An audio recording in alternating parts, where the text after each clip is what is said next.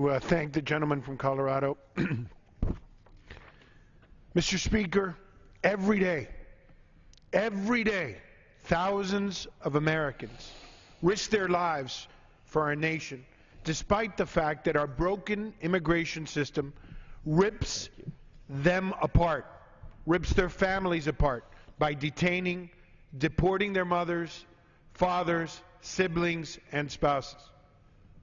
In my home state of Florida, Rita Cote, the wife of a Gulf War veteran, was detained by local law enforcement when she was translating between police and her sister who had been a victim of domestic violence.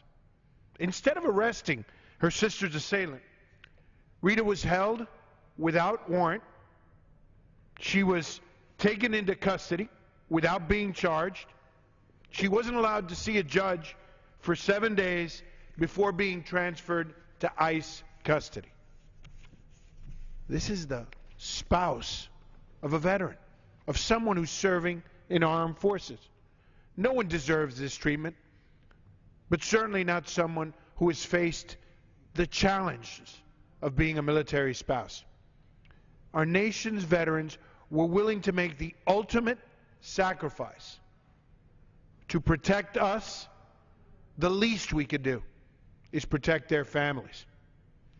At the same time, there are thousands of young people who would give anything to defend our country, and the only country they've ever known. While these individuals with green cards cannot serve in the military because DACA doesn't allow for it, they're willing to do it, yet we do not allow it. These kids are an asset to our nation, and it's simply bad policy to turn them away. Since 2002, 90,000 military service members have become citizens. We should be welcoming them with open arms. All of those willing to fight and risk their lives for our great nation deserve that respect. This is an issue that underscores the urgency with which we must pass immigration reform. Fixing our immigration system isn't about justice and fairness. It's about enhancing our national security and military readiness. There are enough members in the House that understand the benefits of immigration reform. There are enough people who know that it benefits our nation's prosperity and understand that we will do this inevitably. But with every day that passes, this problem gets bigger. The consequences of inaction become more costly. This body needs to stop hiding behind empty promises and start doing the job we were sent here to do. We recognize the sacrifices of America's veterans. Let's remember their loved ones who are left in the shadows.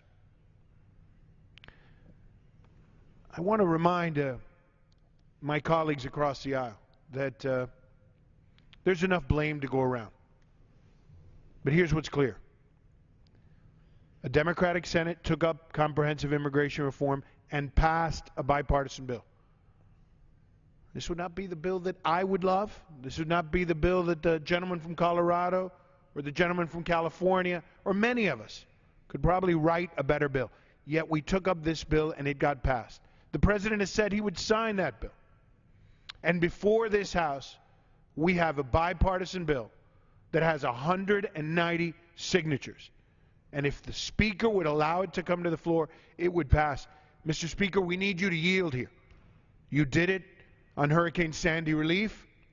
You did it on the budget and fiscal crisis. You did it on VAWA. And it's time to do it now. Let the will of this body happen. Let us vote, and we will vote it through. The consequences are grave, not only for our country, not only for the millions who suffer, not only for the veterans, not only for their spouses and family. They are going to have great consequence for your party. The time has come to let this be voted on.